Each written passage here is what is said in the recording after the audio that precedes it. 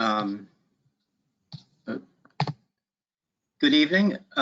Welcome to the Somerville Historic Preservation Commission. This is our first of our two, actually our only September meeting. It's September 5th, 2023, 6:47 p.m. I'd like to call this meeting to order. And before heading out, I'll add that pursuant to Chapter 2 of the Acts of 2023, this meeting of the Somerville Historic Preservation Commission will be conducted via remote participation. The recording of these proceedings can be accessed at any time using the registration link at the top of this agenda. And as is our custom, before continuing, let's do our introductions. And I'll go across my screen. And the first one is Ms. Price. You can introduce yourself. Oh, you're muted. You're muted. Yeah.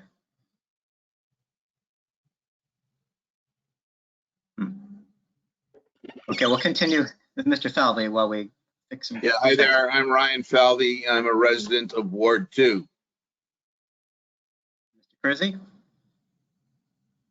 Colin Kersey. I'm a resident of Winter Hill. Mr. Chagnon? I'm DJ Chagnon. I'm the landscape architect on the commission and a resident of Ward 5. Mr. Bauer? I'm Dick Bauer. I'm a lawyer and I was trained as a city planner and I live in Ward 3. Vice Chair Kelly? Hi, I'm Robin Kelly. I am the Realtor representative on the commission, as well as a historic homeowner in Union Square. Eric Parks, a resident of Ward 3, architect, historic homeowner. And we have two members of staff here, Ms. Chekowicz. Hi, I'm Wendy Chekowicz, a preservation planner and planner with planning, preservation, and zoning. Always mix the first two in the sub. And Ms. White.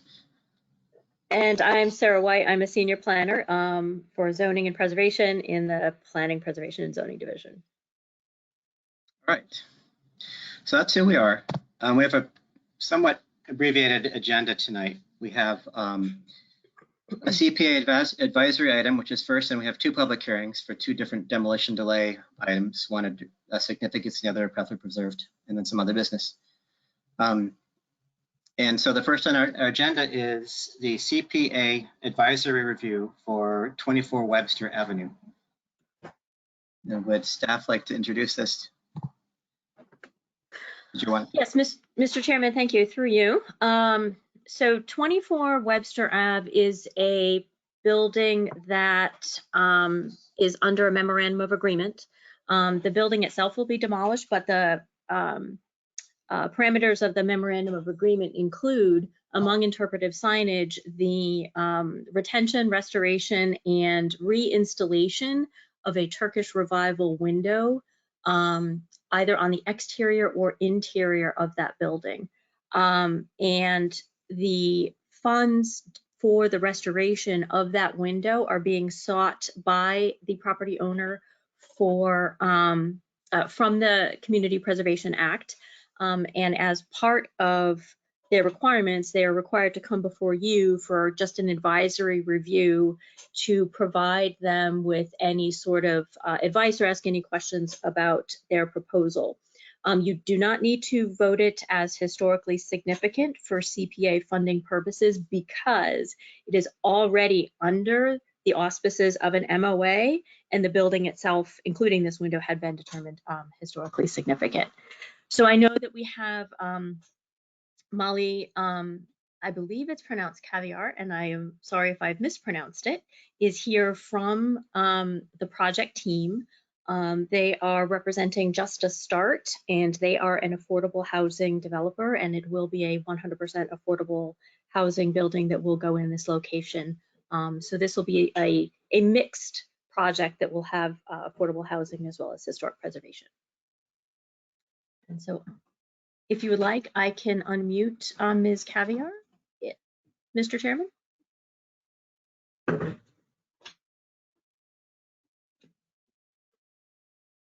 Okay, and so Molly is unmuted.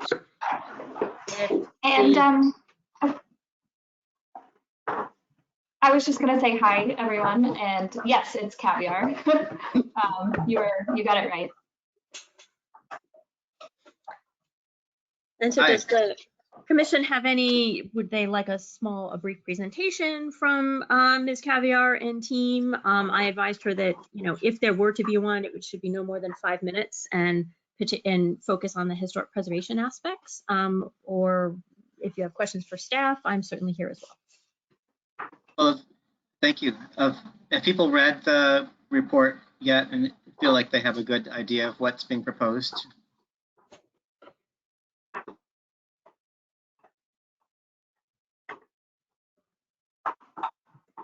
Take that as a maybe.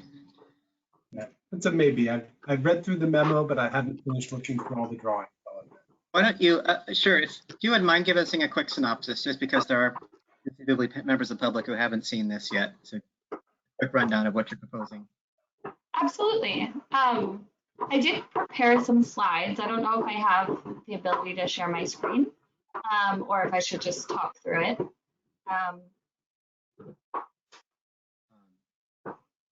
Do you know? Yeah. So in Screen order share. to share your screen, Mr. Chairman, through you, we would need to promote you to a presenter. And I am wondering if Ms. Chekowicz, would you be able to do that? Yes, give me 1 second. And we do need to let you know, Ms. Caviar, that after you're done presenting and after the advice has been provided by the HPEC, we need to demote you from being a presenter, and that kicks you out of the meeting. But we won't do that until your item is completely done. And you can always pop back in anytime you want to listen to the rest of it. Okay, sounds good.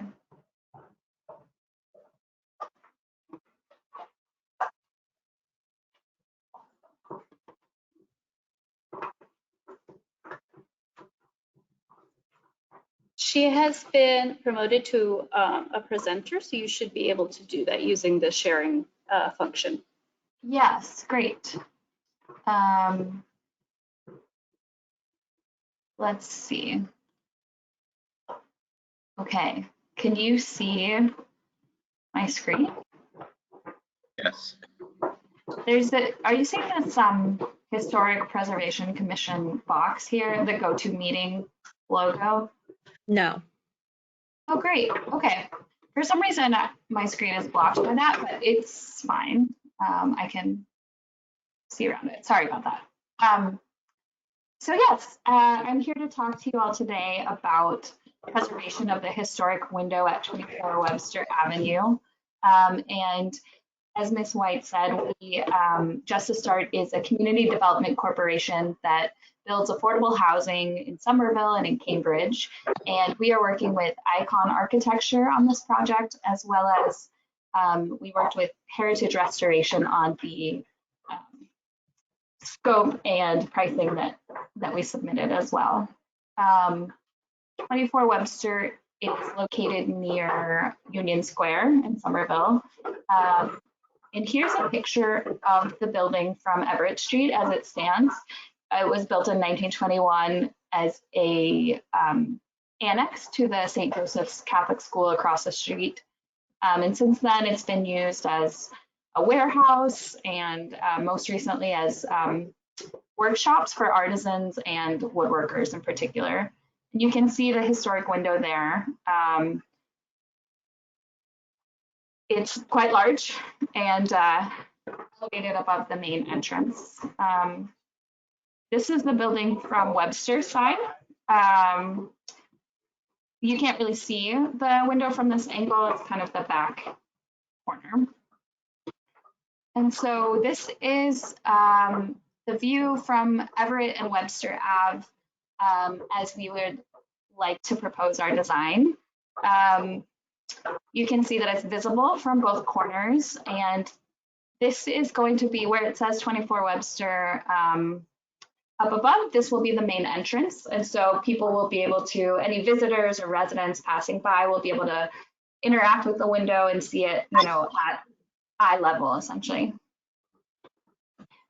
We also wanted to point out that, it's currently set back into an alcove, and so this design proposes, keeping that alcove and kind of reimagining it with people at that level. This is a view of the Webster Avenue entry. So from inside, when you walk in, it would be right there to your left. This is the view from Everett Street. So continuing to have that full view of the window as it is now. And the view from the interior of the building from Everett Street. This space would be kind of a community room space for residents and community members to hold events or workshops. And so it would be very visible for people using that space. And that's it. Pretty short and sweet. I'm happy to answer questions. And I believe our architect, Michelle Pidgeon, is on too, for any more technical questions you might have. Okay, thanks. Yep. I read the thing in more detail about what they're going to reserve. It looks like you're intending to keep as much of the woodwork as possible and basically reinstall it at that location. Looks, I assume we're going to de-lead the thing. Yes. Mr. Chairman, through you, if I may, I just want to make note that Ms. Price is still here. She just has her video off so that her internet can work because there's some sort of issue when she has her video on. That's all. Okay, thanks. Who has any? I don't have any comments actually. I think it looks like a fun reuse of that piece, but who else has some thoughts on this? That's very much my feeling looking at it. It looks like a really nice creative reuse of the window as sort of the centerpiece or at least a major feature of that gathering space inside, and the placement so that it's visible from the streetscape is a really nice touch in my opinion. I think it's the sort of thing we hope comes out of these memorandums of agreement, I think. I applaud the team for what they put together.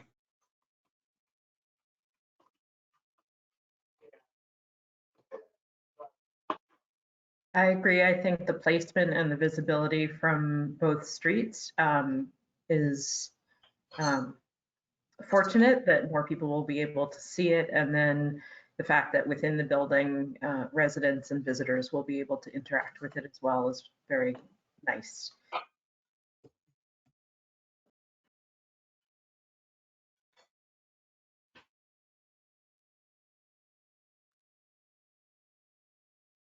I don't have anything new to say, but I would just repeat what the other people have said.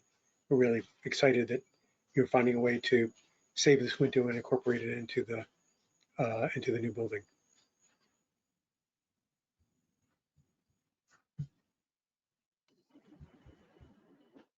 Great. One thing I like about putting it inside like that, I think if you'd managed to incorporate it into the exterior with a building of that design, it might have looked a little silly.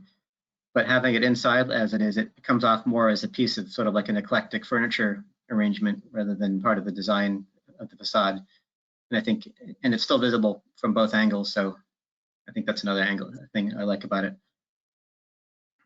The Everett Street view is giving a little bit of like Temple of Dendor vibe.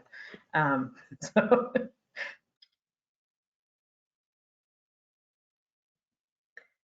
Mr. Chairman, if I could then, very good. So through you, if I could suggest that that you don't have to make a motion, I can certainly pass forward your comments as they are collectively from the commission if you wanted to, you know, and to codify the discussion, that is also fine as well, however you would wish to proceed.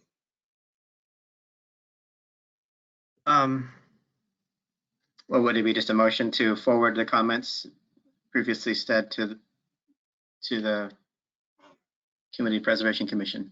Yes, correct, and yes, in support of the proposal. Yes. Yeah, I'm comfortable if someone wants to make a motion like that.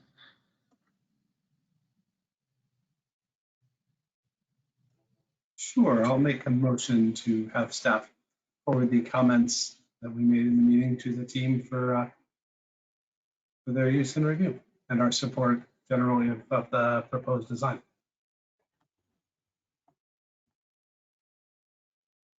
I'll second that. Motion by Mr. Chagnon, seconded by Vice Chair Kelly. All in favor? Aye. Yes. Aye. Opposed?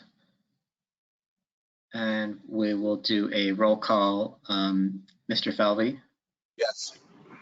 Kersey, Yes. Mr. Chagnon, Yes. Bauer, Yes. Vice Chair Kelly. Yes. Oh, wait, we have one more. Yep. I just lost everybody. I vote yes, and we have our invisible person, Ms. Price. Ms. Price, who I thought I saw for a second. Ms. Price? Yes, I'm here. I vote yes. Okay, good. And there are obviously no no's, since that's all of us. Thank you. Thank you all very much. I appreciate your time.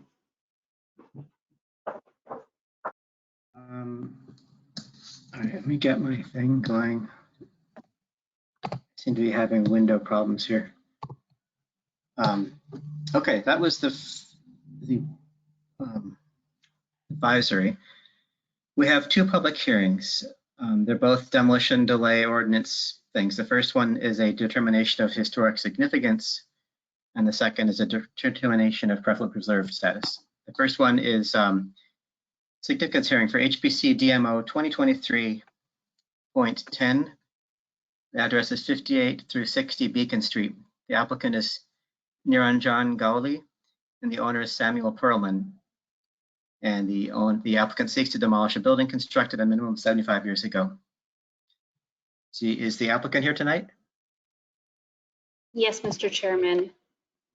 Niranjan, I have unmuted you. And please let me know if you would like the owner to also like to speak, and I will unmute him as well. Yes, for sure. Hey, this is Niranjan. Good evening, everyone. Respectable members of Historical Commission.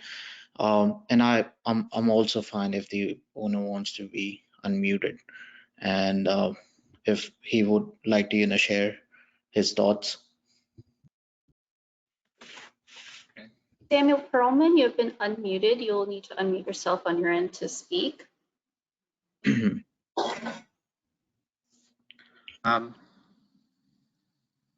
Welcome both. Do you have anything you want to let us know for your presentation? Sure. There's no presentation, but this is the property on Beacon Street. It's currently a 4-unit. It has a mix of residential and commercial tenants in it. Currently, the shape and the condition of the property is not it's not in a great shape, and the zoning kind of allows for a little bit more density. So we are looking to demolish the building and have a mixed-use residential project in its place. We haven't we are still at the initial stage of discussion of what that would look like, but we did want to kickstart the process to see if the existing structure is deemed historical or not. Okay, thank you. Also, I usually give a quick rundown of what the ordinance is. I don't know if you've been through this process before, but the demolition delay, it's a two-step process. The first is what we're doing tonight, which is to determine if the building in its own right is significant. And it doesn't really weigh alternate uses of the building or some of the macro factors going around the site or the neighborhood and things like that. And well, in terms of the highest and best use, it's sort of looking at a snapshot of the building itself. Is it a significant building enough to consider whether it ought to be preserved? If we vote yes on that, then it goes to another public hearing that is so-called determination of preferably preserved status. And if that one, we would review some of the other factors like the condition of the building, alternate, what the plans are for it and things like that. If we vote no on that, then you're free to demolish it. If we vote yes, then it begins a period that could last up to 18 months or it could be shorter, in which we review options could keep it. And generally, things get flushed out before that period. It might involve keeping it, incorporating it into a final design. If we come to some kind of understanding or agreement before that, it might involve memorializing it somehow, keeping details, as you heard from the previous case, things like that. So it's sort of an evolving process. It doesn't mean necessarily that it's going to be stopped for 18 months. If there's sort of a back and forth, that can look at options. Anyway, that is the time frame for that. And before we talk about this as a commission, we usually take our public comment. So if there are any members of the public who'd like to speak about this case, please indicate your desire and staff will unmute you. Any members of the public wishing to speak on this item for a 2-minute public comment period, please raise your hand. Ron Cavallo, you have been unmuted on our end. You will need to unmute yourself on your end to be able to speak.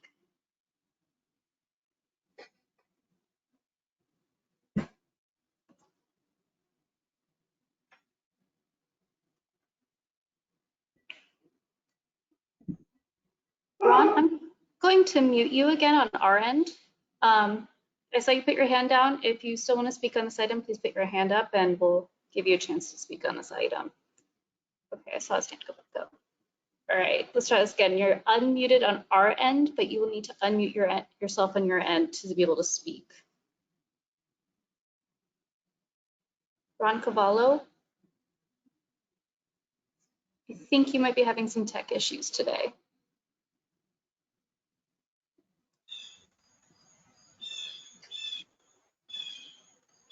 All right, we're going to come back and try you again in 1 second. Oh, I think you've unmuted yourself. Perfect. Ron Cavallo, 70 Victoria Street, Somerville, Mass. I'm a consistent participant in these meetings, and everybody knows that I'm pro-development in a city that is really anti-development, anti-gentrification.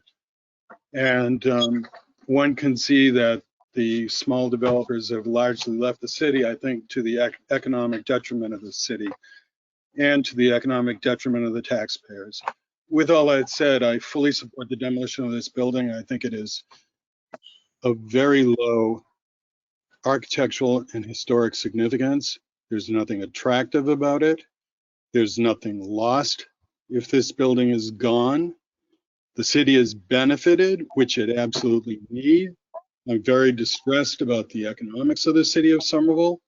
I think that the infrastructure and the taxes and all the things that I think are wrong with the city are a statement enough when it simply crosses the line and goes to adjacent communities and see how much better run they are and how much and what better physical condition they are in, especially the roads and the infrastructure. With all that said, I fully support the demolition of this building and I fully support the development of this site.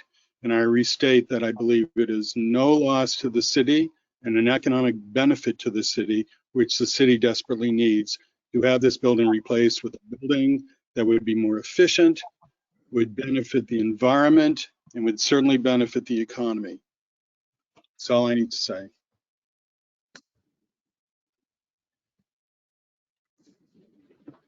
Anybody else?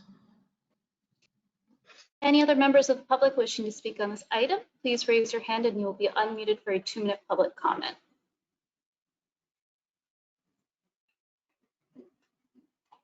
Mr. Chairman, I see no other hands raised. You may close the public comment. Okay, I will close the public comment portion of this hearing. And assuming staff has nothing else to add to it, we could take it up as a commission. I'll throw it out to you all. Who has some thoughts on this?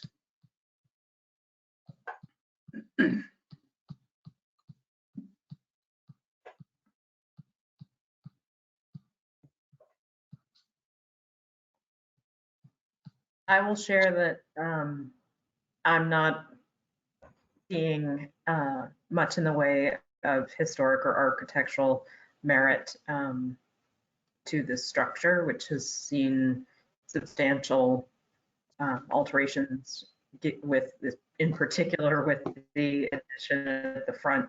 But it's also not something that contributes to a particular rhythm with the streetscape. As we know, this section of Beacon Street is very diverse in its architectural styles and building types.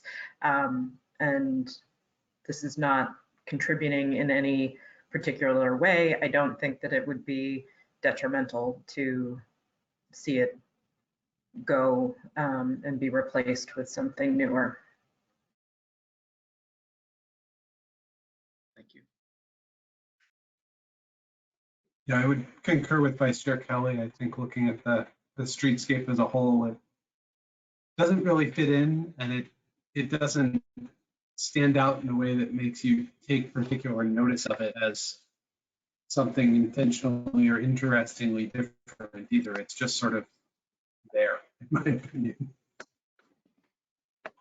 And I think there is an opportunity for something that actually would contribute to the streetscape and do a lot of good in its place, in my opinion. Thanks. I would agree with what's been said, citing that the massing has changed over time and the front addition really changing the view from the streetscape. Only to add that staff report didn't indicate any historic personage to go from that angle. So I think I concur with the other two speakers. There's not a particular note. Thanks.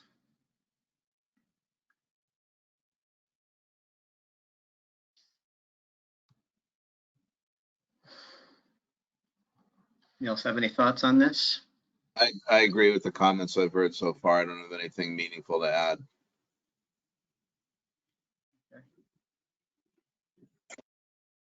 This is Denise. I hope you can hear me. Yep. That's great. See how long it lasts. I agree with everything that's been said. There's been substantial alterations on the front, and I agree that there is opportunity to add to the streetscape.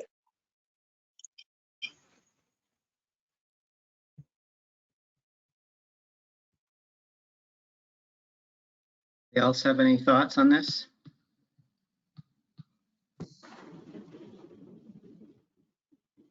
If there are no other thoughts, I would move that we vote to find the property historically significant. A no vote would indicate that it is not historically significant. Okay, thanks. And I forgot to, I would concur with that. The building, we can't at this point really consider what an alternate would do to the streetscape, but it's not part of a rhythm of the streetscape. I think the only thing about it that has interest to me is the rhythm of the dormers, but otherwise it's just a side gable, which actually is not that common in the city of a side gable, but yeah, I think this one doesn't go. So with that, let's continue with Robin's motion. Do we have a second? That's that. Okay. So all in favor of the motion put forward by Vice Chair Kelly, say aye. And opposed? Nay. No. Okay. And let's do the roll call of, let's see, who do we have first? Mr. Falvey, Opposed. Mr. Kersey. No. Mr. Chagnon, No. Mr. Bauer, No. Vice Chair Kelly, No. Ms. Price, No. and I'll vote no as well. And then the follow-up to this with demo delay, we also have to adopt findings with whether it's a yes or no. So would someone like to suggest some findings to back up our no vote? The property does not possess sufficient historic architectural merit to warrant preservation or historic status, does not contribute meaningfully to the rhythm of the streetscape, and there is no notable person or persons associated with the property.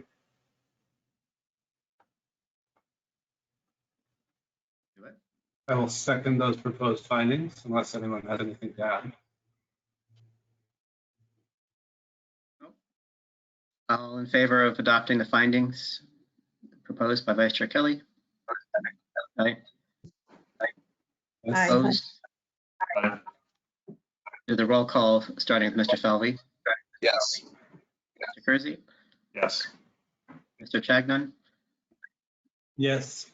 Mr. Bauer, Yes. Vice Chair Kelly, Yes. Ms. Price, Yes. and I'll vote yes as well. So there you have it, folks. To the applicant, thank you for coming to our commission this evening, and good luck with the project. Thank you, everyone. Have a good night. And let me pull back my agenda. Sorry, I just lost it. The next case, we have another public hearing, which is HPC DMO 2023.10. How can we have two cases with the same number? Is that right, staff, or am I just having a mind lapse here? Let me pull up the agenda, and if so, it's very possible that I just got the tracking number wrong. Yeah, the tracking number is just wrong. That's an internal thing, don't worry about that. Okay, well, the address is 45 Alpine Street, and it's the applicant is David Kogan. The owner is the same as the applicant, and the applicant seeks to demolish a building constructed a minimum of 75 years ago. And as I mentioned before, this is the step 2, a determination of preferably preserved status, having determined it significant last month. Is the applicant here again tonight? Yes, David Koch, unmuted on our end. You will need to unmute yourself on your end to be able to speak. Hello, can you hear me? Yes. Hi, good to see you all again. So should I do like an intro now? Yeah, why don't you, I saw staff attached some, a set of drawings of what you propose to do with the place. And if there's anything else you want to kind of add to the situation since the last hearing. As I mentioned, right now, the first hearing was to determine if whether the building in its own right was significant. And I think we did largely because of its role in the streetscape, from paraphrasing. And now we're just going to look at the next step. So if you have anything you want to add, go for it. Sure. Yeah, so I'm David. My wife is also on the call. We're the owners applicants. We purchased this house in 2017, lived here for a number of years now. We like this area, but the house is quite small. Both of us work from home, and we have pets, and if we want to expand our family, it's really kind of too small for us. So we're looking to do a renovation expansion. I sent the design, as you said. We tried our best to follow kind of a traditional Somerville style. It's still sort of a family cottage. There's a front porch and balcony. It includes a decorative stained glass window, which is kind of common in the houses in our neighborhood. We went through architectural design and zoning approval last year, and we got zoning approval. And unfortunately, nobody mentioned at the time that the Historical Preservation Commission needs to be involved in the process. So we only found this out when we're submitting for construction permitting, which came as a surprise to us. As far as kind of criteria for preservation, I don't pretend to understand the full scope of these things. My best understanding is that, the two observations, whether this was one of 5 houses constructed together in the same style, and contribute to the streetscape. As far as the 5 houses together goes, the modification of the house, the 4th house, the one kind of adjacent to us, is pretty significant, and it quite obscures the original design. I tried to walk down the street and just like look at them and see how they go together, and I can kind of see that the 3 houses toward the start of the street are similar and kind of match each other in style, but there's not really a vantage point where you can see the 5 together in a way where you see, oh, these are a coherent historical design. Of course, contributing to streetscape, this is sort of in the eye of the beholder. To us, it kind of feels like the house distracts from the streetscape, and our proposed design, we really hope improves on it and makes it fit the neighborhood better. But obviously, this is based on our personal aesthetic. It's been a pretty difficult approval process so far, so we're really hoping we can go ahead. I'm certainly happy to answer any questions you have. Thank you. Thank you. Are there any members of the public who'd like to speak about this case? Before I open it for public comment, David, can you just mute yourself during public comment just so there won't be any background noise? Thank you. Any other members of the public wishing to speak on this item, please raise your hand and you will be unmuted for a 2-minute public comment period. Lexi Zhu, and I apologize if I mispronounced your name, please correct me. You are unmuted. Yeah, thank you. So yeah, David mentioned I'm his wife, so I'm also the owner of the house, and I just want to add that when we did the new project planning, certainly we didn't consider the historical perspective. However, because we followed the zoning requirement from the city, it is the same style as he mentioned, it's cottage. And I think for the height of the building, for the even the lines of front of the building, I think everything will follow. Basically, we wouldn't be standing out of the street. Will be match the look on the street. And currently, as he mentioned, you really cannot see us from the streetscape because there's a house in between our house and another 3 houses that's actually sticking out more than us. So I think after our renovation, we'll have a better matching appearance. Not to mention our house is actually, it's really the look of it. I personally wouldn't say it's matching another 3 because they are light color, even though you can see they're in the same shape. But our house, the siding and I think the roof is even a little bit different. So I would say after our renovation, we'll probably match the look better and compared to what they look now. So yeah, that's what I want to say. Thank you. Thank you. Okay, we can Any jump members? back to. Yeah, public. Yes. Ron Cavallo, you have been unmuted. Can you hear me? Yes. I supported this project for the constituent, and I felt that it was unfortunate that it even was considered by the Historic Commission. This idea that there's a rhythm of these modest structures, I think, is just an excuse to control development, all development in the city. It would have been nice to have been able to see what the constituent proposes, but there's a need here for additional housing space. And, you know, I'm coming back to the same statement I've made over and over again. This is the least friendly development environment, perhaps in the state.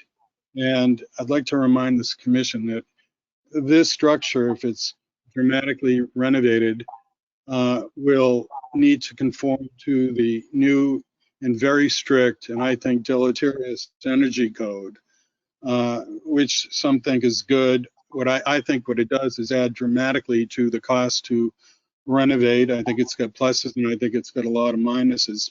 But that being said, I support this project. I feel sorry for the constituent because I don't think they have a clue as to what's ahead for them in terms of getting a permit and getting a contractor willing to work in this city. There are very few that will because it's just such a miserable uphill battle.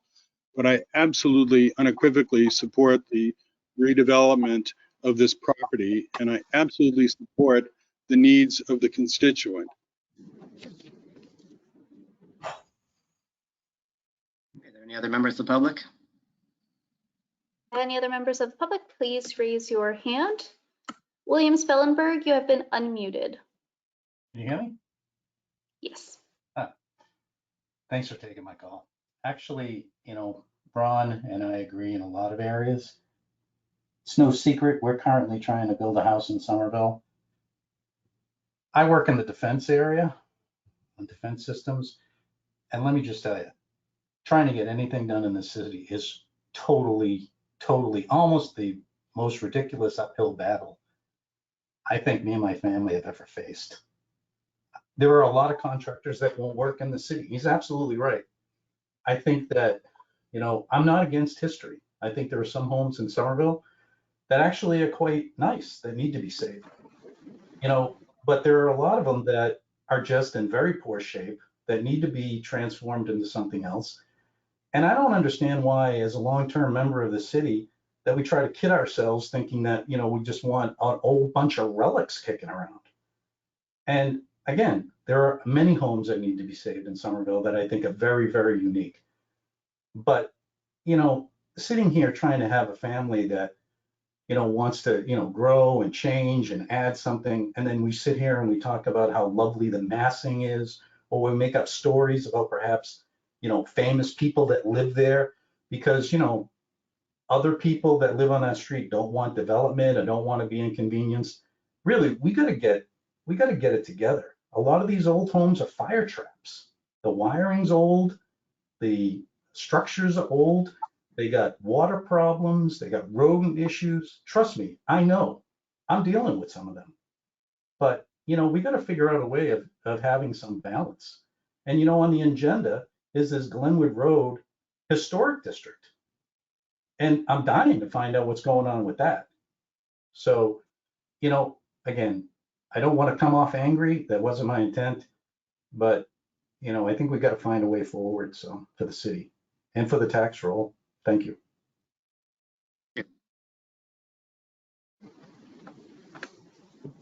Any other members of the public want to speak about this case? Any other members of the public wishing to speak on this item, please raise your hand and you will be unmuted for a 2-minute public comment period.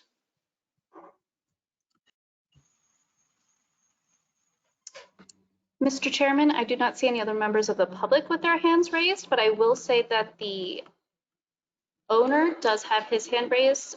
So after you close the public comment, if you want, you can also let him speak, but that's up to you. No, but yes. So since there are no members of the public who want to speak, I'll close that portion of the hearing and invite Mr. Kogan if you want to speak some more. That's your intent. Yeah, thank you. I just wanted to say, to the point of finding contractors, we definitely and getting permits. We've struggled with all of those things, but we actually have managed to get a contractor. We have a design that is approved along almost all the criteria except for this. And certainly we are concerned that, delaying this project would mean costing us all of that, because we would have to go through all of those reviews, as well as, finding somebody who can work with us, et cetera.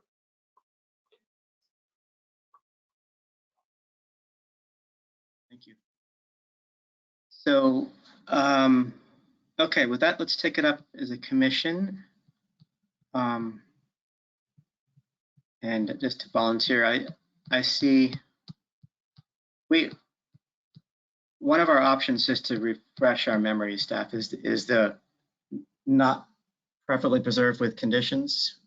That's one we've used more recently, isn't it? Correct. That, Mr. Chairman, through you, for not preferably preserved with conditions, the regular conditions that are normally attached to them can be things like photographs of the interior and exterior, signage, architectural drawings, renderings of the current building, and also if you are happy with the future design, also just adding that as part of it too, as a condition that it follows as closely as possible to that design. Okay.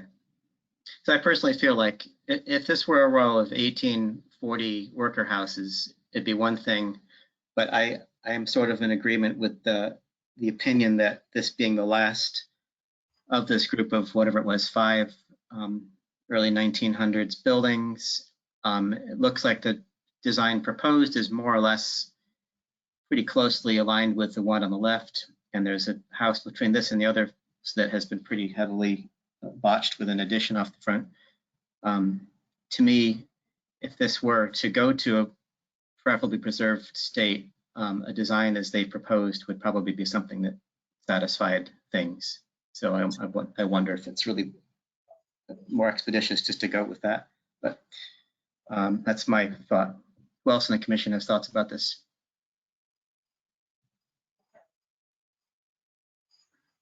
I can jump in. I was going to say much the same thing. I think that the team that's putting this forward has done a very nice job in replicating the spirit in a large way of what the front of that cottage did and what its doing in relation to the streetscape. I don't know for certain, based on the drawings, because there's no existing conditions plan in there to compare it to, how the size and the massing compares exactly, but the proportions of it look very similar from the front facade.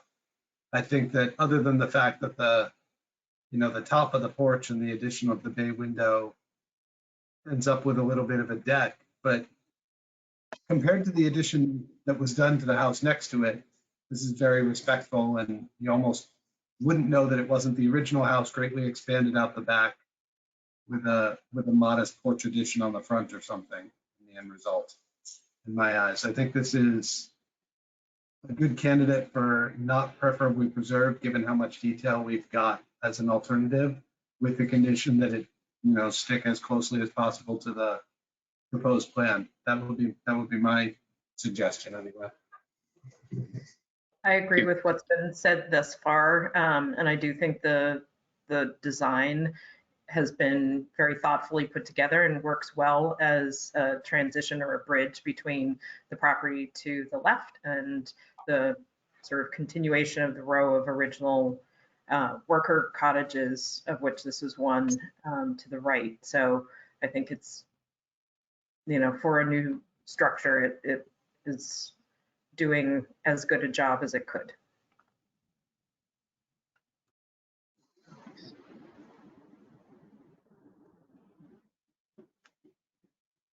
I would also agree with what's been said. I think it retains the silhouette of the other 5 structures, not counting the one with the front addition we all seem to have questions about. No, as designed, I'm in full support of.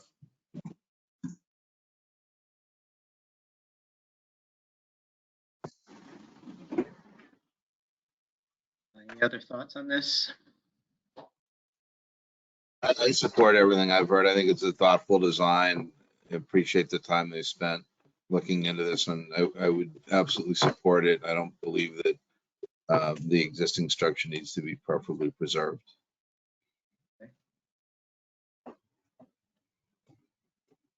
I agree with everything that's been said. Cool. Yeah, and I obviously do too. And to address some of the points. Note, we often emphasize that there's a difference between historically significant and preferably preserved. That we may decide that a building is historically significant, and I think we were right to determine this one historically significant, even though I think the consensus I'm hearing, and I agree with it, is that the building is not preferably preserved, provided that we put conditions that essentially what we're seeing be what goes. But as I said, it's a reminder that they are different standards. We are doing different kinds of evaluations, and just because we may ultimately allow it to be demolished doesn't mean that we shouldn't, at the earlier stage, determine that it's historically significant. That's a good point, Mr. Bowers. I think that the first step, casts necessarily a pretty wide net to look at buildings for significance, and this is not uncommon that we go through phase 1, but not the second. Gives us a chance to kind of review things in a greater level. And as to some of the points that were made, this is development. It's replacing a single family with a single family, so there's no net gain in housing. I think it's helping the applicant with their life here, which I think is important. And yeah, contractors are very busy, but you can't walk a block without finding a house under construction right now. So I don't think it's necessarily the case that no one's willing to work here. Anyway, I would entertain a motion then to go forward with this.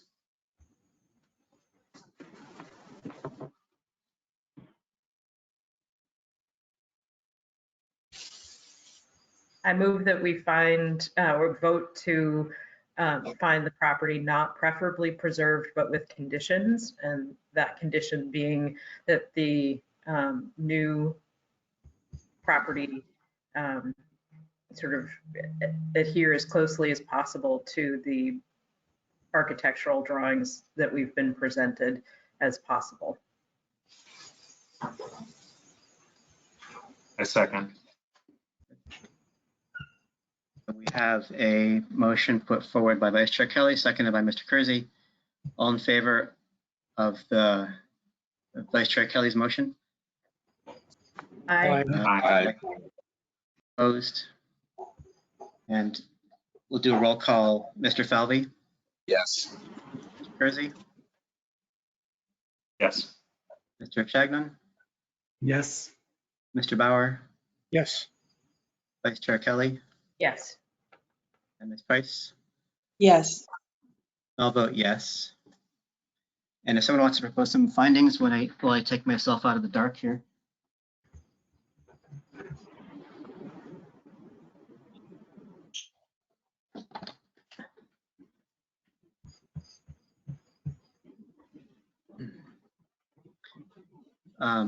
What would a finding be in a case where we have conditions? We would say, we haven't really done a lot of findings for this particular outcome. The building lacks. Can't get stab at it. Go for it. I would state that the structure is not preferably preserved on the grounds that it doesn't meet any of the criteria to be preferably preserved in light of the proposed design put forward in front of us, which is to say that it would not be of a net benefit to the city to have the building preserved in whole or part, that the proposed design replicates a lot of the contributions to streetscape and massing that the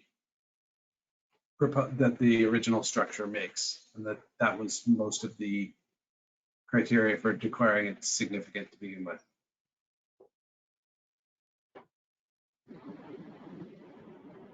I move that to adopt those findings as articulated by Mr. Chagnon.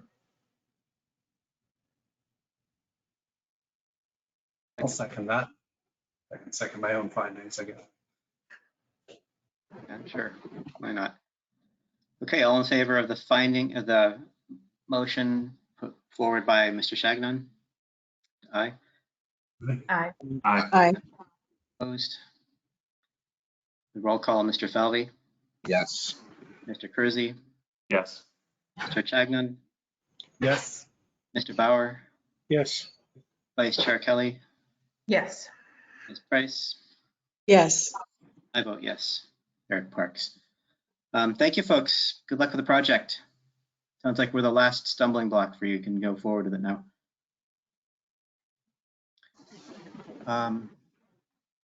And with that, those are our two public hearing items. We have, let me go back to the agenda.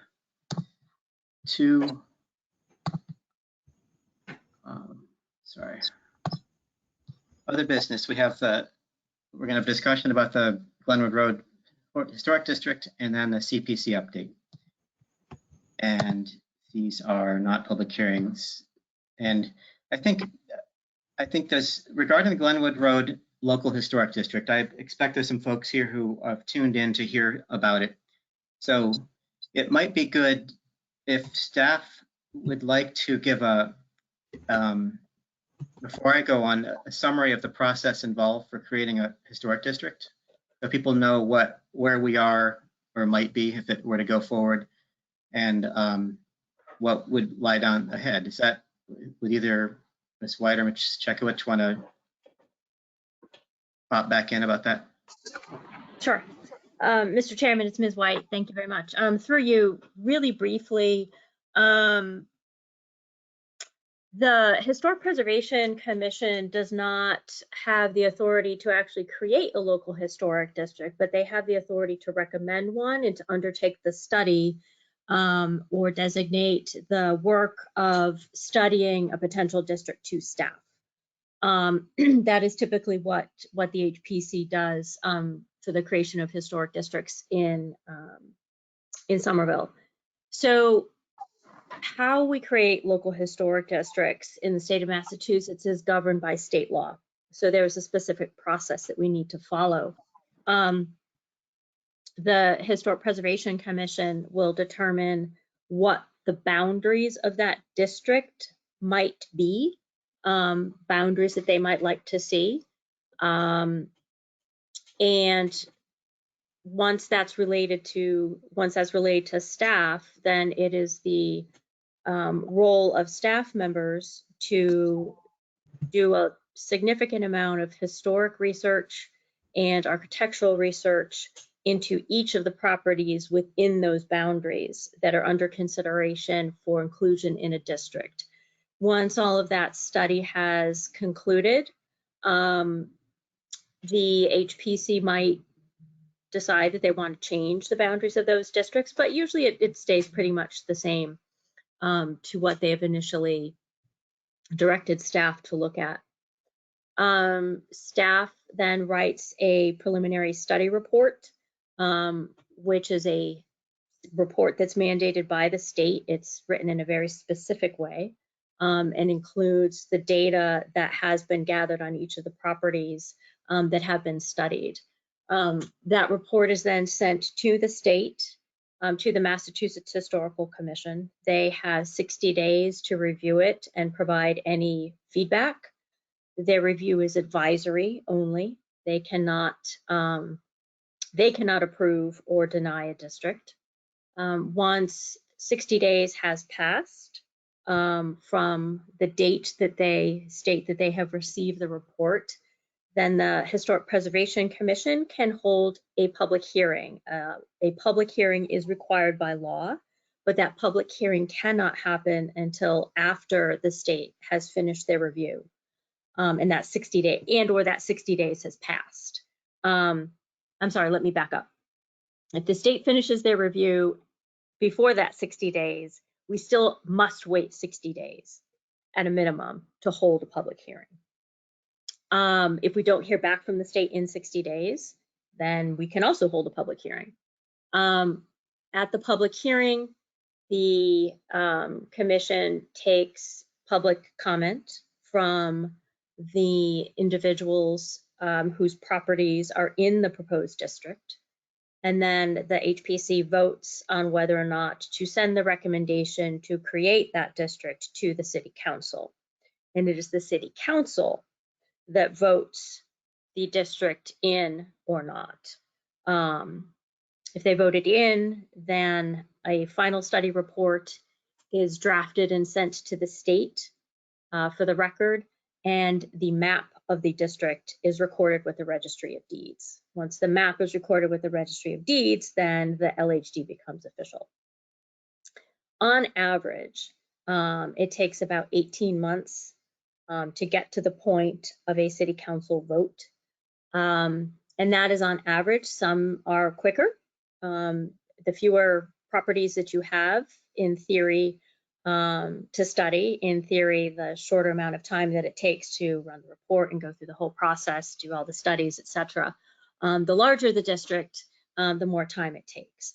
But what it is also largely dependent on too is staff availability and staff time.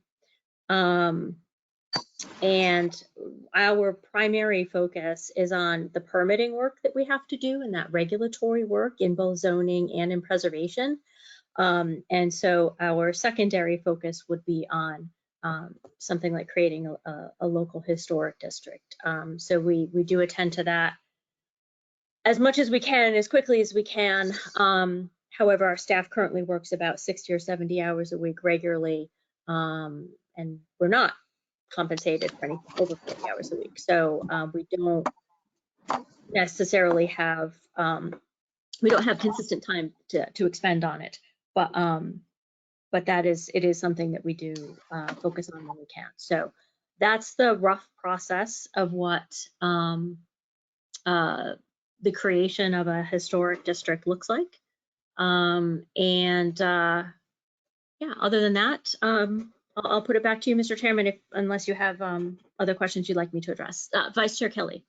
I have, if you could also share for those who may be listening, who may have questions, some of these have been put forward. There were a couple of comments received by the Historic Commission from the public. as well as things that have appeared online. Just to clarify, if a property is in a local historic district or in a historic district, what are the limitations that would be placed on that property? For example, there are a couple that would not be, things like, you know, the Historic Preservation Commission has no say over changing a paint color on the exterior. Zero say, correct. Right. So Zero. that's not anything Absolutely that not. your staff could say. And things like zoning. So we also cannot determine whether or not someone could convert a single family to a 2 or a 3 or expand something like that, unless such construction is demolishing more than 50% and that triggers something. But are there other things that you could speak to about what, you know, for anyone who's concerned, like what happens if my property becomes a designated historic property? Sure. Yes, thank you, Vice Chair Kelly, and Mr. Chairman, through you. So to reiterate what Vice Chair Kelly said, that is correct. Somerville does not regulate paint color. Somerville has no interest in regulating paint color. Other communities do. It is ill-advised, and we have, like I said, no interest in it. We like the pinks and the teals and any other color you decide to paint it. Paint color is changed and changeable. When it comes to zoning matters, whether you go from a single family to a 2-family or a 3-family, the Historic Preservation Commission has zero say in that, and its staff has zero say in it. That is a purely zoning matter and a matter of building codes, depending on, you know, what you're doing with that building. So it would be false if anybody is hearing out there that the Historic Preservation Commission has the authority to prevent you from going from a single family to a 2-family. That is absolutely false. When it comes to demolition, the demolition review ordinance governs all non-local historic districted properties. Right? So any property that's not in a local historic district comes under the demolition review, which is what this Glenwood property had come under. So typically we tend to, the HPC typically tends to, does not allow demolition in a local historic district traditionally. But if somebody were to look to demolish a building that is in a local historic district, it would be considered an alteration to the property, and so therefore would come under the commission's review. So what the commission does review is alterations to a building that is in a local historic district, on a local historic district property, and the portions of that building that are visible from the public way. And there are certificates that are granted, and that is by state law. Certificates that are granted for those changes, and anybody who has listened to any number of the Historic Preservation Commission meetings before can hear about the petitions that come before them. There are a lot of alterations visible, even those visible from a public way, that the HPC has allowed staff to review and approve based on certain criteria. And we do that so that not everyone has to come for a public hearing for those changes. The building department, ISD, is aware of the buildings that are in local historic districts. So when applications for work on buildings come to the building department, when they come to ISD and they note that it's in a local historic district, they contact staff just to double check that all the approvals are in place or if any additional approvals are needed. So the HPC does not regulate landscaping, lighting, storm windows, does not regulate the public ways, meaning the streets or sidewalks, signage, signage in the public ways. So there are any number of things that the HPC does not review in a local historic district. And the rules, the design guidelines, which is what the review criteria are called, they are the same in every one of the local historic districts throughout Somerville. They are not different based on which local historic district property is coming up for review. So that's sort of the nutshell, Madam Vice Chair. If there's anything anybody else would like me to address, I'm happy to. Thank you. You're welcome. Mr. Chagnon? Quick point of clarification. When you say that we don't regulate landscaping, we do regulate hardscape elements of the landscaping in some cases, such as walls, fences, driveway materials, things like that, where they're from the existing. But renovating your existing chain link fence and repairing it would not necessarily fall into that, right? Or, well, I guess replacement in kind would typically be staff approval level. Correct.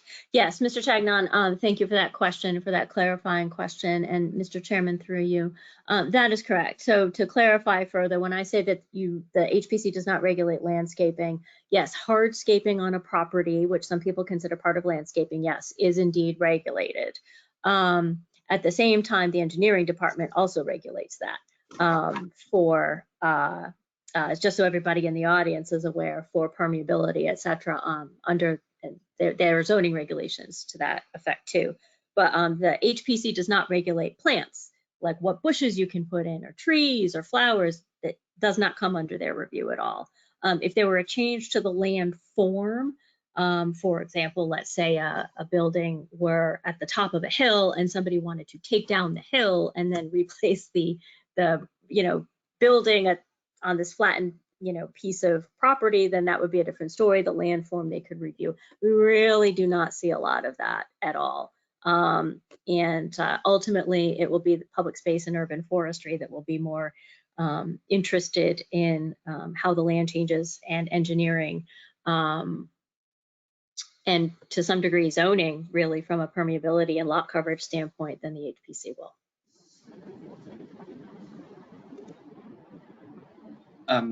Just to kind of reiterate something that was touched on, the way it works is if you have something that we wouldn't normally approve, say like maybe vinyl siding or something, you're allowed to replace these things in kind. You can't force you to upgrade if your preference is to keep something that we wouldn't normally approve.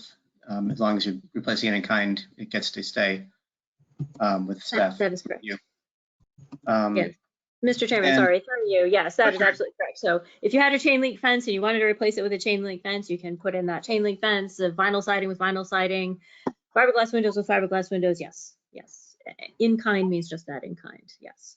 Also, storms and storm doors we don't review. And also, I was wondering, get into roof shingles. That's a staff review now, which is a That's correct, Mr. Chairman. Roof shingle replacement, that is also staff reviews. Storm windows, it's a certificate of non-applicability that you're provided since you don't review it. And then in-kind repair and replacement is just a certificate of appropriateness because it's in kind. So yes, so everything requires some sort of certificate, but not everything is reviewed. So a lot of things are just, okay, this is you're adding a bathroom. Great, congratulations. Here's your certificate. Go to ISD. Yeah. Another biggie. To be clear too, you do not, the HPC does not review interior arrangements in any fashion. You could have, original features on the inside of your house from, 1632, and you could rip it all out, and the HPC has no say over that. So interior arrangements are not reviewed. There was one additional item I was going to mention. I completely. Solar panels. Solar is not prohibited. We're not allowed to prohibit that. You can put on solar. That's a staff level review. Yeah, there are a lot of things now that are staff level reviews, which takes the number of applications that you see in a public hearing off of your plate. And I think the biggie, I was going to go about additions and things like that. There's plenty of precedents in this city for historic districts that have had additions, or in some cases even additional buildings if it's a large enough lot, which is pretty seldom. Absolutely. But I could think of 3 or 4 just without even thinking about it. So it doesn't necessarily preclude constructing more on a site. It just generally has to be done in a way that respects the street-facing integrity of the original building, so that you still perceive that as, you know, the way it's always been. It might be something to the rear, or a secondary structure that's clearly an outbuilding or stuff like that. So, yes, Mr. Chairman, through you, that's a good point. There are many, like countless buildings in Somerville that have had additions added to them. If it's not visible from the public way, it gets a certificate of non-applicability, and off the person goes. It's not reviewed by the commission. Nobody has to come for a public hearing. It's just a, you know, go for your building permit and get a certificate of non-applicability from staff. But there are multiple examples. There's one on Broadway, and I cannot think of the, this is woefully unhelpful, but I cannot think of the street number off the top of my head. And it came up a few years ago. It's a mansard on the upper portion of Broadway, and the owners wanted to add a second structure to the lot. Now, granted, this was back in the day when more than one principal structure could exist on a lot. That is no longer allowed by zoning. But they added a second structure behind the original structure, and they ended up adding several units, because I ended up handling that case for the zoning board as well. So that's happened. 132 Perkins, that's another example. It's an Italianate building that faces Perkins. And then there's a mansard on the side street. They're connected by like a sort of middle connector, and that has a very modern addition on it. On the left side, it's basically like a square with metal siding, and it's set back so it doesn't dominate the existing historic structure. But that has happened. If you take a look at the West Branch Library, that's a local historic district that has a very modern addition on it. It is set back from the principal facade of the original building, but you know, that's another example. So modern and historic can work very well together. One just has to appreciate the other, and one has to not overpower the other. So there are, you know, plenty of examples of where this has happened. And then a lot of people who have made very traditional additions to their properties, to their local historic district properties, that blend in, which is also something that's permissible. So I would say that one of the things that the HPC is not looking for is they're not looking for mimicry when it comes to necessarily additions to historic structures, but at the same time, you know, they're everything that will come before them will be weighed very carefully, and staff will spend time with an applicant ahead of time too, to try and guide whatever they're looking to do, so that it is more compliant with design guidelines to kind of smooth the way forward. So there you have it. Thanks. And also, just so that's the mechanics of historic districts. And just the outline of history of this, at our May 2nd hearing, I think it was, there was a demolition delay for a particular project on the street, which led to quite a bit of research and information thrown our way about the history of Glenwood in particular, which was kind of fascinating and intriguing, not just for the reasons of the building that was under consideration, but the history of that street as, you know, laid out all these little mansard cottages at one point by Mr. I think Partridge was his name. Some of them had some fairly illustrious occupants, like the inventor of the safety razor, which I thought was kind of fun. But anyway, as an outgrowth of that, we sensed a lot of pride in the history of the street, and a fairly unique situation where you had a very high level of these 150-plus-year-old mansard cottages remaining. Not all of them do.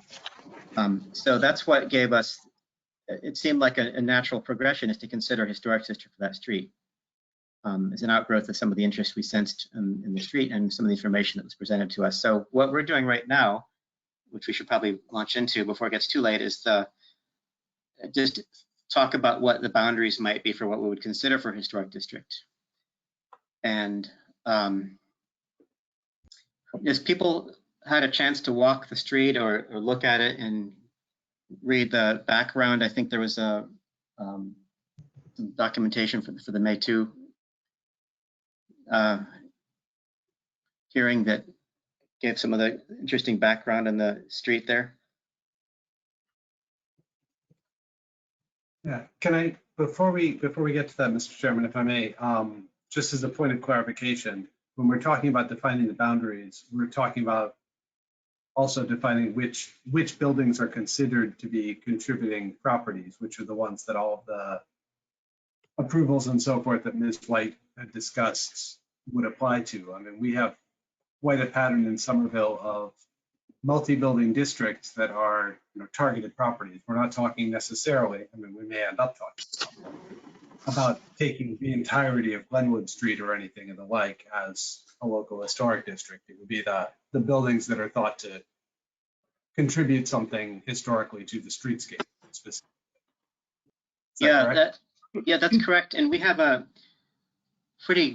characteristic of Somerville. We have a lot of single building historic districts. It's not the preferable way to go, but I think the situation, this street illustrates the problem where there was a lot of infill that went around the original structures on the street.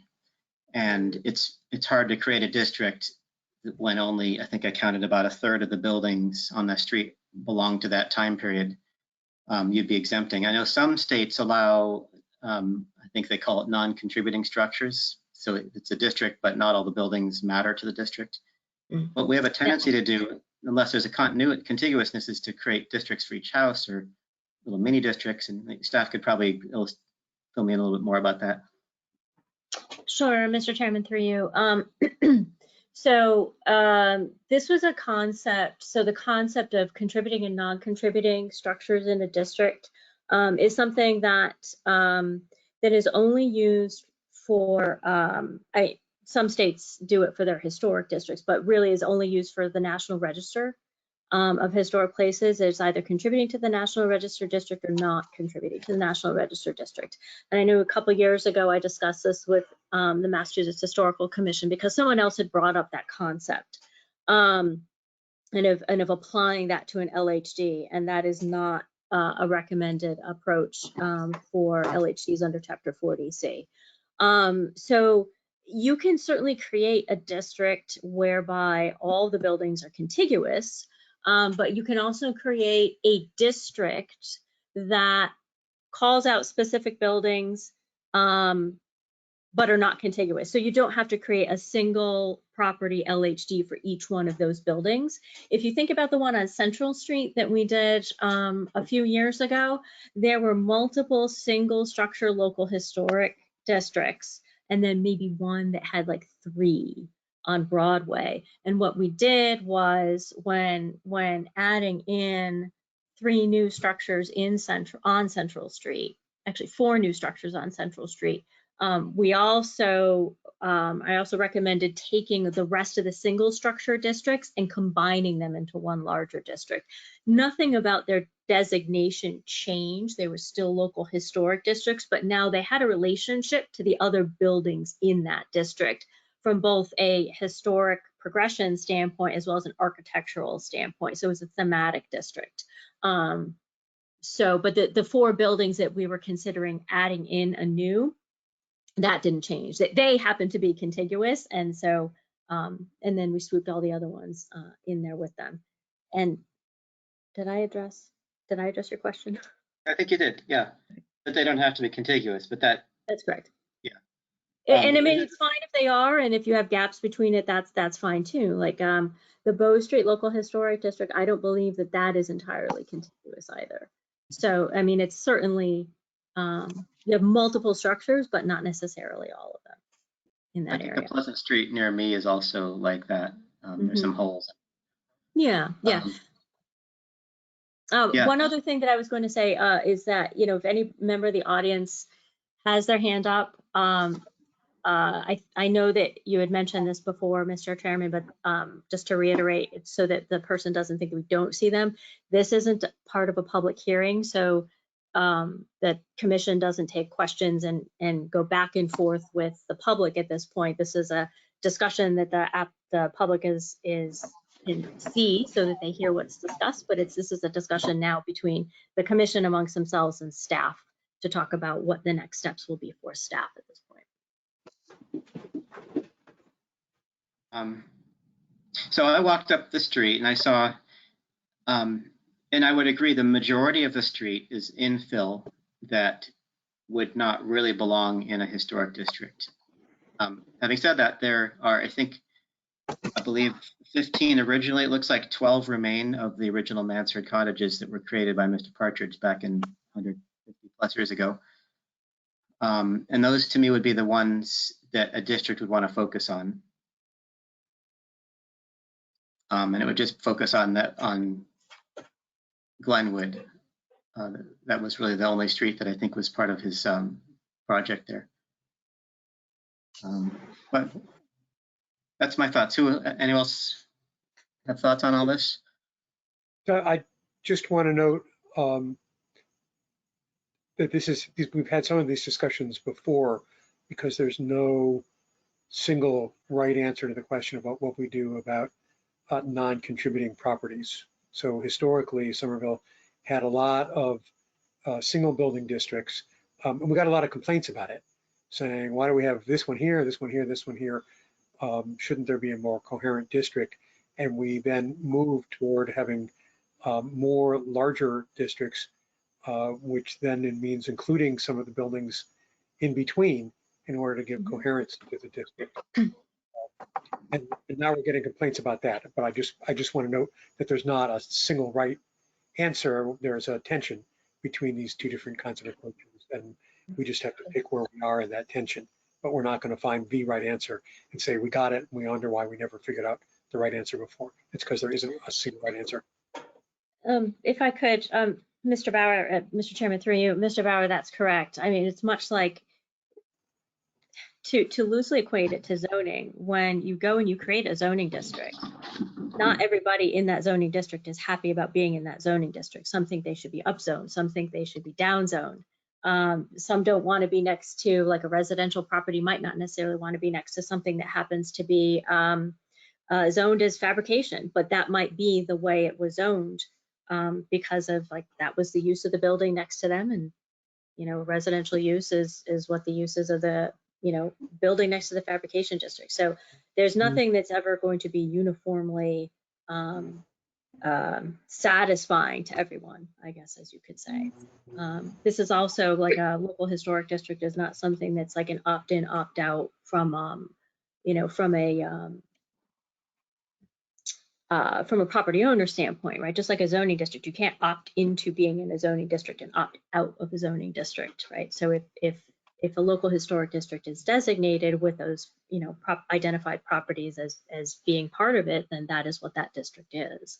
But it is a long, long, long road to get to that point of it even coming up for a vote to the council. Thank you.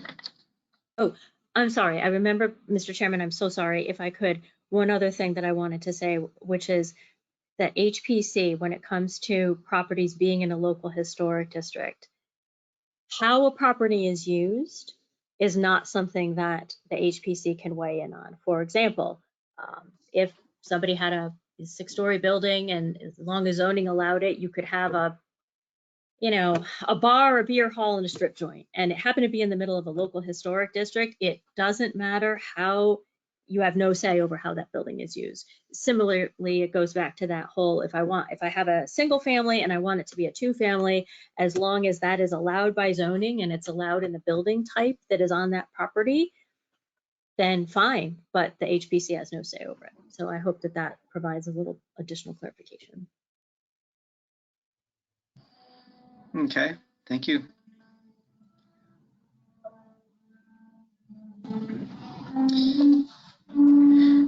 Any other thoughts here within the commission about the district, the concept as a whole, or where we would define it for Glenwood?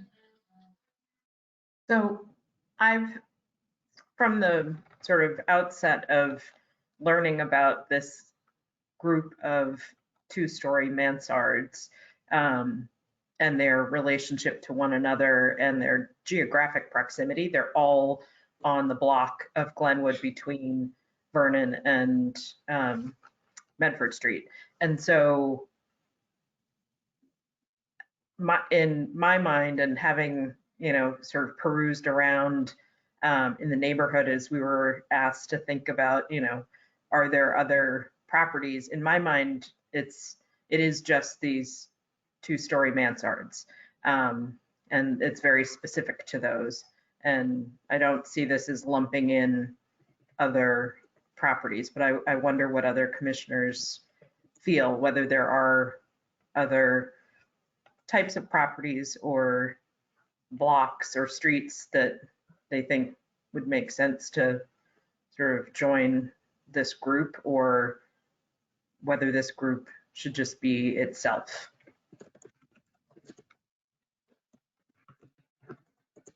I would agree with that. I was going to say the same thing. It really feels to me like the whole reason we were considering thinking about a district here is the two-story mansards in particular, and that, nothing else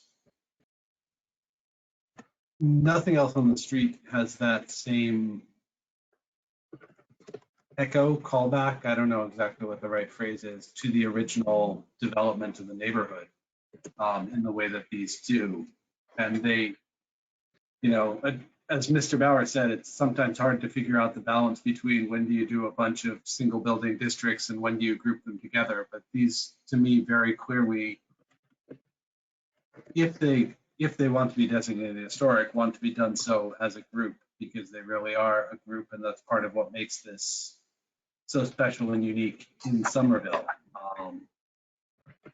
Some of the public comment we received talked about, there's nobody waiting to tear them down one by one or anything else. And while that may be true, it's one of them already came before us for demolition approval. So clearly there is some pressure there.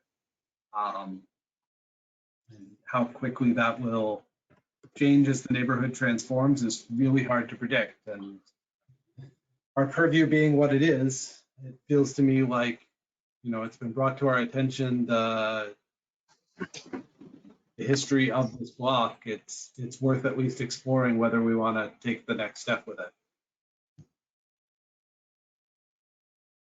But it really is, it's just those single family mansards. Rather the two-story mansards. It has nothing to do with single family or not, although I assume most of them probably are. But that's beside the point. Thanks, Mr. Chagnon.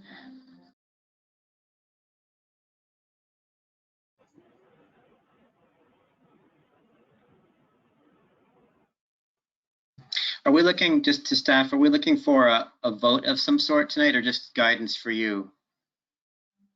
Thank you, Mr. Chairman, through you. Just looking for guidance from the commission as to where staff should direct its research and focus.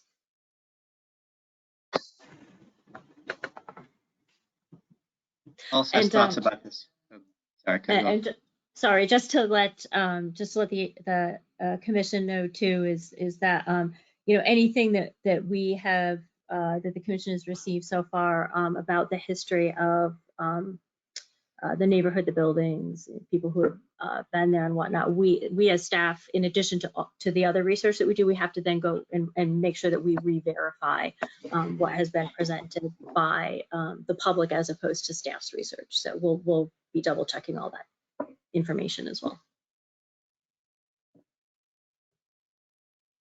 I mean, it feels to me that if we want to pursue this, in addition to verifying the public's research, as Ms. White brought up, it would be conclusively identifying which of the buildings are those remnants of the original mansards. For example, number 49 is a 3-story mansard. Is that part of the original group? Did somebody add a story underneath it at some point? Was it originally built as a 3-story, as like the feature house on the block? Hard to know without digging deep into that main memo and then whatever research staff is able to find. But, you know, if it's not actually part of the original group, does it merit inclusion at this point? It's hard to know without knowing more about the property. But then there are a number that just very clearly are, and it would just be good to conclusively identify which ones those are, how many we're talking about, how much work it really is putting on staff to research this and move it forward and so forth. And potentially what we as a commission could do to help ease staff's burden on that if we really are aiming to do this. I suspect it's a long discussion ahead of us if we go down that road. Yeah, that's a good point. And also, I think one thing that's a little bit unique to this neighborhood is that which gives all these importance makes them identical. So there is some repetitiveness to the process. They're all made by they'll have the same history, more or less, except for the ownership history. But if it comes down to it, we could chip in and become study writers. Who else has thoughts on the historic district that hasn't really weighed in yet? Anybody?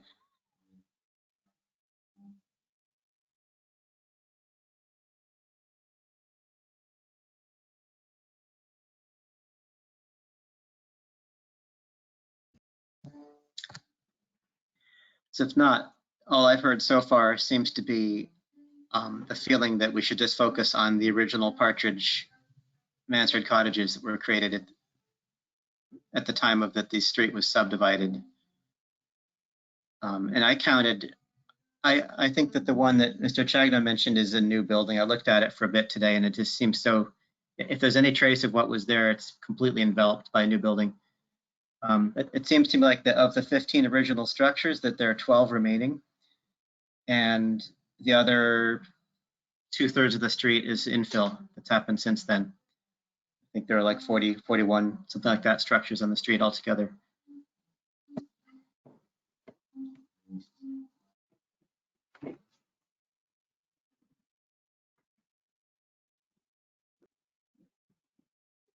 Yeah, I see the 12 as being, that's the group in my mind.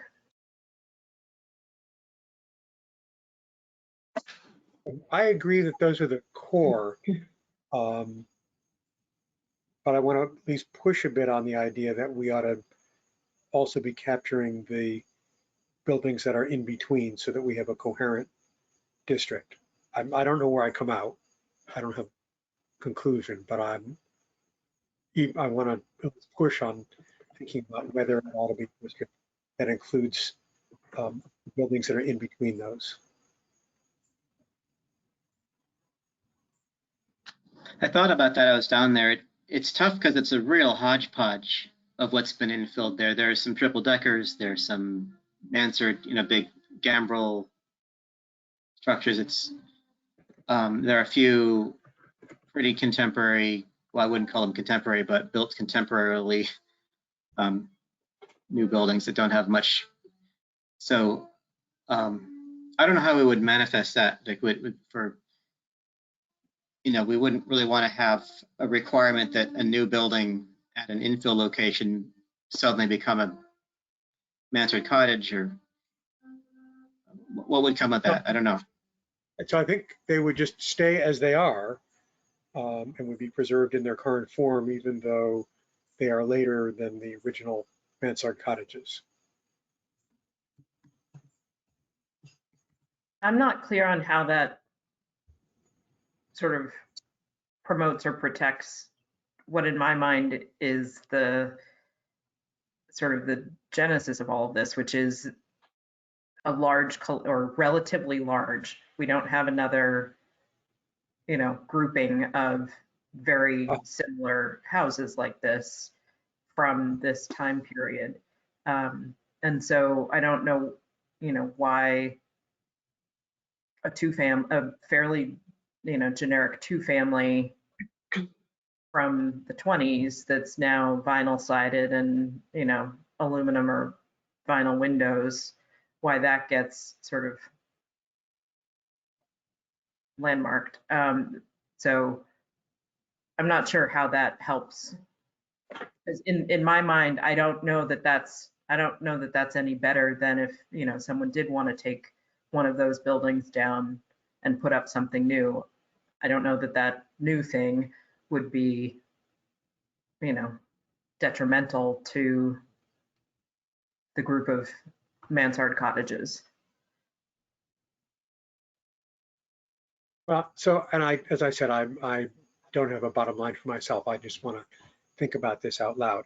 But those buildings, although they are not as old as the mansard cottages, are mostly 100 years old or older. So they have some value in being preserved on their own, and that includes part of the streetscape. Even though, if we could, we'd wave a magic wand and have a streetscape that consisted totally of the mansard cottages. But nonetheless, for the last 100 years, that's been the streetscape. And one reason for doing it is to preserve the coherence of that street as it is, and protect it against demolition and replacement with totally different kinds of buildings, larger buildings, that really would change the character of the street, even though obviously they wouldn't themselves change the character of the individual mansard cottages, but they would certainly change the character of the street.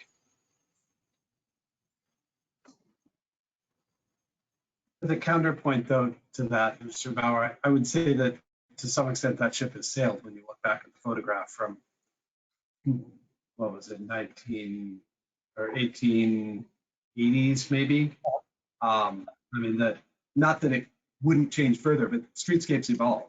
And I think that any individual building getting proposed for demolition in between that's new enough would end up coming before us for determination of significance and preferably preserved anyway, and we'd be able to look at it there. I think that the special step of creating a historic district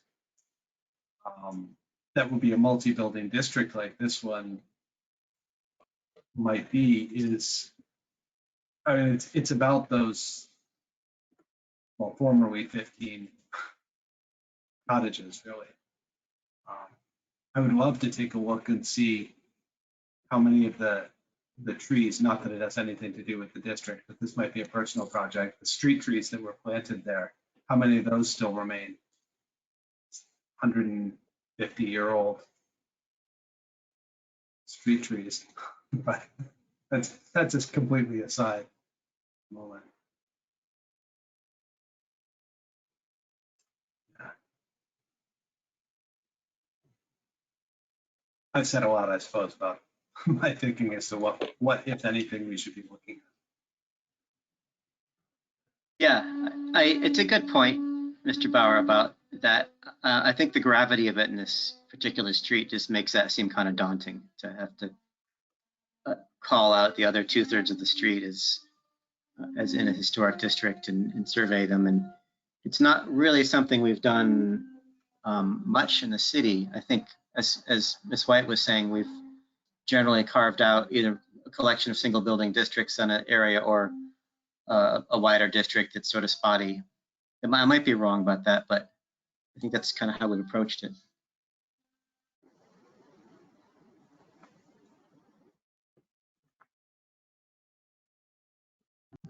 Anybody else here who hasn't weighed in? Any thoughts on this district process?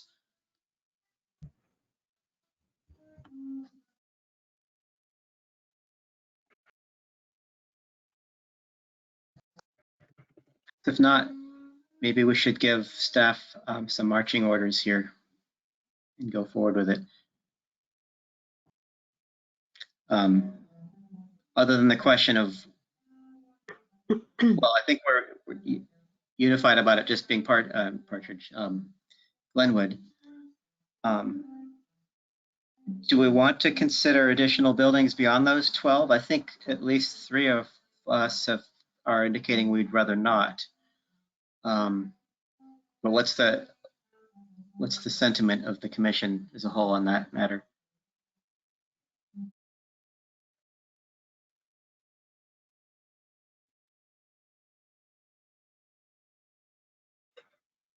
I personally, I'd probably be in favor of limiting them to the mansards right now. But I mean, I think it would be helpful to go up and look around up there, and I haven't been up there in a while, and maybe we could get a group visit or something like that. But as Ms. White said, this isn't a process that happens overnight. So I'm sure that we probably can take a little bit of time to consider this, and I don't think doesn't sound like we have to make a decision on this evening. But it would be helpful to have like clear expectations on what specifically do we need to act on tonight.